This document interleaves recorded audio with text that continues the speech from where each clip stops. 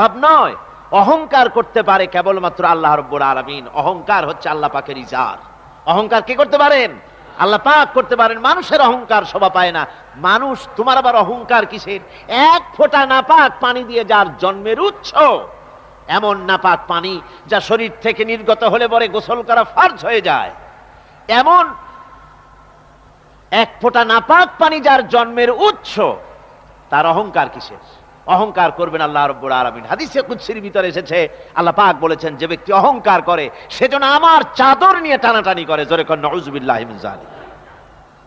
সুতরাং মুমিন বান্দা যিনি হবেন, আল্লাহর খাঁটি বান্দা, রহমানের খাঁটি বান্দা, সে ব্যক্তি কখনো জমিনের উপর অহংকারের সাথে চলাফেরা করবে না, বরং তার চাল চলন হবে অত্যন্ত বিনম্র।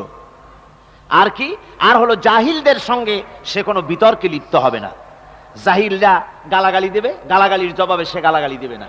জাহিলরা অত্যাচার করবে, অত্যাচারের জবাবে সে অত্যাচার করবে না, বরং তাদেরকে দেখলে, তারা অত্যাচার করতে আসলে, তারা গালাগালি দিলে তাদের জবাবে ইদফা বিল্লাতি